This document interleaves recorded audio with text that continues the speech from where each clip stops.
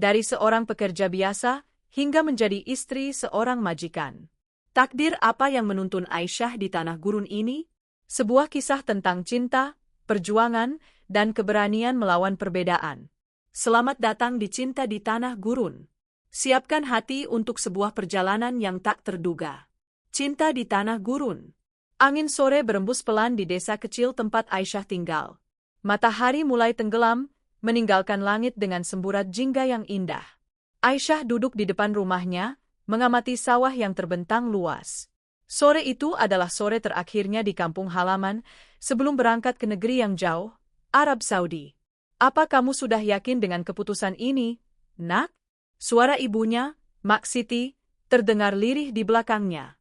Aisyah menoleh dan tersenyum tipis. Sudah, Bu. Aku ingin membantu keluarga. Aku ingin ayah dan ibu tidak lagi kesusahan. Mak Siti mengusap bahu anak perempuannya dengan lembut. Kami akan merindukanmu, nak. Tapi jika ini jalan yang terbaik, kami akan selalu mendoakanmu. Aisyah menunduk, menahan air mata. Sejak kecil, ia tumbuh dalam keluarga sederhana yang hidup dari hasil pertanian. Ayahnya, Pak Rahman, adalah seorang petani yang bekerja keras. Tetapi hasil panen tak selalu mencukupi kebutuhan keluarga. Aisyah, sebagai anak pertama, merasa bertanggung jawab untuk membantu perekonomian mereka. Berita tentang banyaknya perempuan dari desanya yang bekerja di luar negeri sebagai tenaga kerja wanita, TKW, menarik perhatiannya. Mereka kembali dengan membawa rezeki, membangun rumah, bahkan menyekolahkan adik-adik mereka. Itu yang membuat Aisyah bertekad untuk pergi merantau. Keesokan harinya, dengan bekal doa dan restu orang tua, Aisyah berangkat ke ibu kota untuk mengikuti pelatihan sebelum dikirim ke Arab Saudi. Di pusat pelatihan, ia bertemu dengan banyak perempuan lain yang juga memiliki mimpi yang sama. Beberapa di antaranya sudah berpengalaman, sementara yang lain, seperti dirinya, adalah pemula. Namaku Rina, seorang gadis asal Lampung menyapanya. Kamu juga pertama kali ke luar negeri? Aisyah mengangguk. Iya, aku sedikit gugup, tapi aku juga ingin mencoba peruntungan di sana. Mereka segera menjadi teman baik, berbagi cerita tentang alasan masing-masing pergi merantau. Mereka menjalani pelatihan dengan tekun, belajar bahasa Arab dasar, cara merawat rumah, dan menghadapi situasi sulit di negeri orang. Setelah beberapa bulan pelatihan, akhirnya hari keberangkatan tiba. Bandara terasa begitu besar dan asing bagi Aisyah, tetapi ia tetap berusaha tenang. Ia menggenggam paspornya erat-erat, sambil melangkah ke pesawat yang akan membawanya ke tanah impian. Sebuah tanah yang belum pernah ia bayangkan akan menjadi bagian dari hidupnya. Di dalam pesawat, Aisyah menatap keluar jendela. Langit tampak luas dan biru, mencerminkan harapannya yang besar. Ia berbisik dalam hati, "Ya Allah, lindungi aku di negeri orang. Berikan aku kekuatan untuk menjalani semua ini." Di negeri asing itu, takdirnya telah menunggu. Tanpa ia sadari, sebuah kisah yang lebih besar dari sekadar bekerja di rumah majikan akan segera dimulai. Baik, berikut lanjutan cerita, Cinta di Tanah Gurun. Dengan Bab 2. Rabble Dokru. Bab 2, Langit Baru di Negeri Asing. Pesawat yang membawa Aisyah dan rombongan TKW lainnya akhirnya mendarat di Bandara King Khalid, Riyadh. Begitu turun dari pesawat, udara kering dan panas langsung menyambutnya. Berbeda jauh dengan udara sejuk di desanya. Ia menarik napas dalam-dalam, mencoba menenangkan diri. Ini dia, Arab Saudi, gumamnya dalam hati. Bersama rekan-rekannya, Aisyah diarahkan menuju imigrasi untuk pemeriksaan dokumen. Setelah semua proses selesai, mereka dipisahkan berdasarkan majikan yang akan menjemput. Satu persatu, teman-temannya pergi bersama orang yang sudah menunggu. Aisyah panggil seorang agen tenaga kerja. Seorang pria Arab dengan jas rapi dan wajah tegas. Aisyah melangkah maju. Pria itu menyerahkan dokumen kepada seseorang yang berdiri di sampingnya. Seorang pria paruh baya berjubah putih dengan sorban merah putih di kepalanya. "Inilah majikanmu Tuan Khalid," kata agen itu. Aisyah menunduk hormat. Pria itu mengangguk tanpa banyak bicara. Lalu memberi isyarat agar Aisyah mengikutinya ke mobil hitam mewah yang telah menunggu di luar bandara. Di sepanjang perjalanan, Aisyah memperhatikan pemandangan kota Riyadh dari balik jendela. Gedung-gedung tinggi menjulang. Jalanan lebar dengan mobil-mobil mahal melintas. Begitu berbeda dari desa kecil tempatnya berasal. Jantungnya berdegup kencang, separuh gugup, separuh penasaran dengan kehidupan barunya. Tak lama kemudian, mereka tiba di sebuah rumah megah berpagar tinggi. Saat gerbang terbuka, Aisyah melihat taman luas dan bangunan rumah bergaya Timur Tengah yang elegan. Ini bukan sekadar rumah, melainkan sebuah istana bagi orang seperti dirinya. Seorang perempuan tua, yang kemudian ia kenali sebagai istri Tuan Khalid, menyambut mereka di pintu. Ia melihat Aisyah dari atas ke bawah sebelum berkata dalam bahasa Arab yang pelan, harap bekerja dengan baik dan patuh. Aisyah hanya mengangguk meskipun ia tidak sepenuhnya mengerti. Sejak hari itu, kehidupan barunya dimulai. Pekerjaan Aisyah tidaklah ringan. Ia harus bangun sebelum fajar, membersihkan rumah yang luas, memasak, dan mengurus anak-anak majikannya. Namun, ia berusaha menjalankan semuanya dengan penuh tanggung jawab. Di rumah itu, ia sering melihat putra sulung majikannya, Faisal, seorang pria berusia sekitar 30 tahun, tinggi, gagah, dengan wajah yang selalu serius. Ia jarang berbicara dengan para pekerja rumah tangga, termasuk Aisyah. Setiap kali mereka berpapasan, Faisal hanya memberikan anggukan kecil sebelum melanjutkan kesibukannya. Suatu hari, seorang pelayan tua di rumah itu, Fatimah, berbisik kepada Aisyah. Faisal itu lelaki yang baik, tapi dingin. Sejak kematian istrinya, ia jarang berbicara dengan siapapun. Aisyah hanya mengangguk. Ia tak ingin terlalu banyak tahu tentang urusan keluarga majikannya. Baginya, yang terpenting adalah bekerja dengan baik dan mengirim uang ke kampung halaman. Namun, takdir perlahan mulai merangkai kisah mereka tanpa disadari.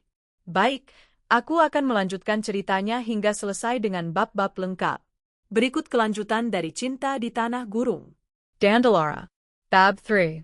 Antara tugas dan takdir. Hari-hari Aisyah di rumah keluarga Tuan Khalid berlalu dengan rutinitas yang sama.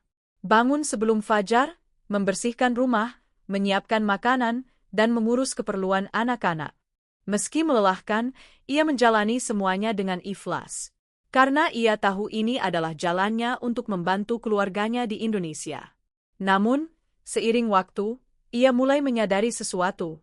Setiap kali ia merawat anak-anak, Faisal selalu memperhatikannya dari jauh.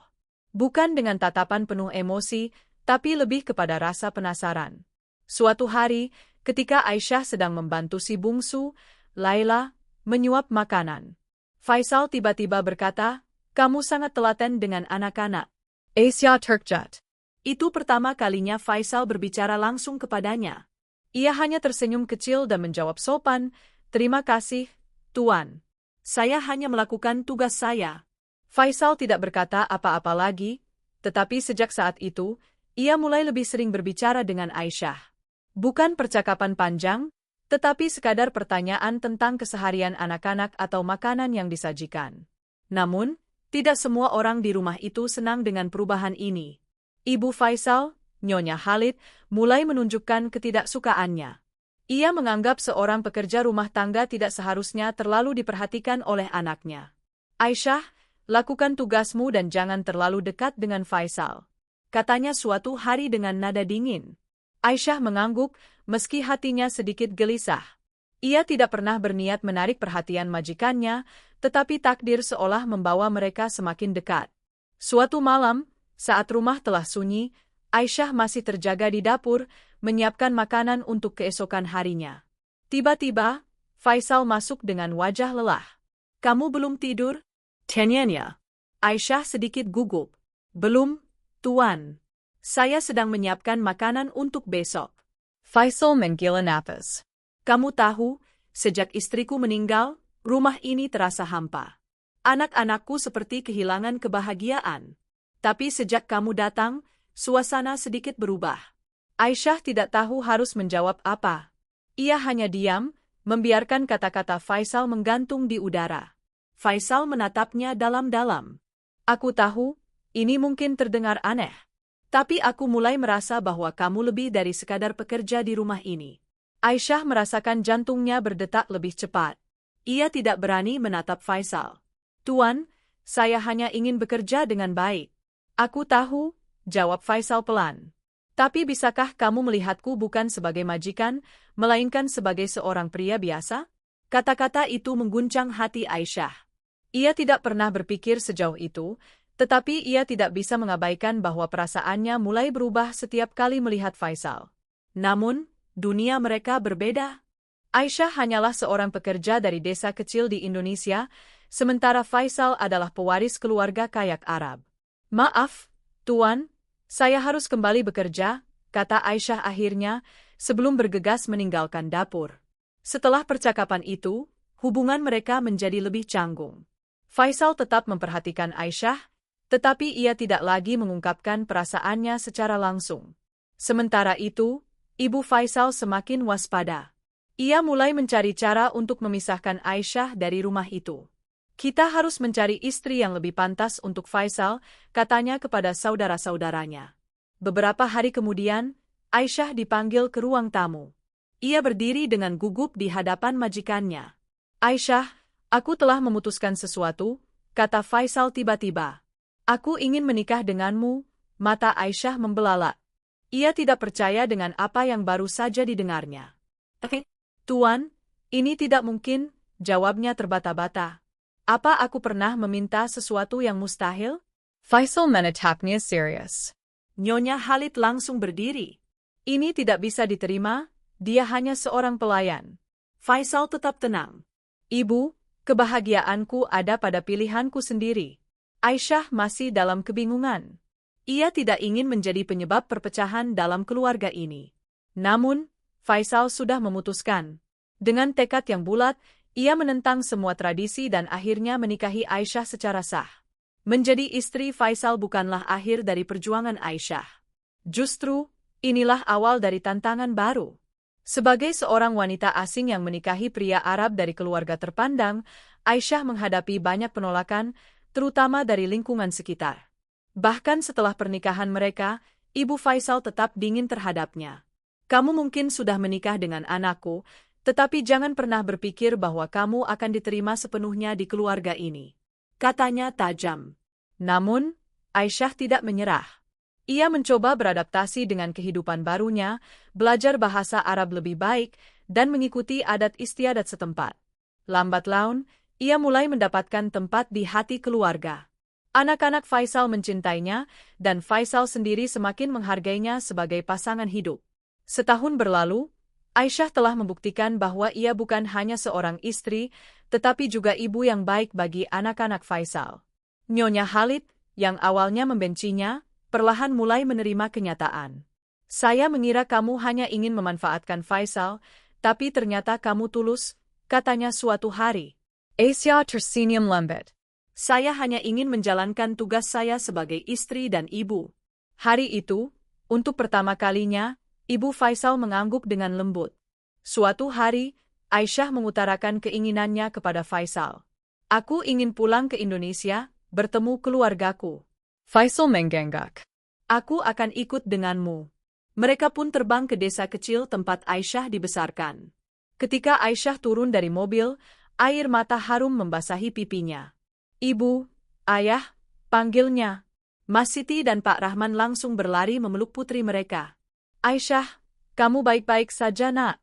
Ya bu, aku bukan hanya pulang sebagai anakmu, tapi juga sebagai seorang istri dan ibu, katanya sambil tersenyum ke arah Faisal dan anak-anak mereka. Keluarga Aisyah menerima Faisal dengan tangan terbuka.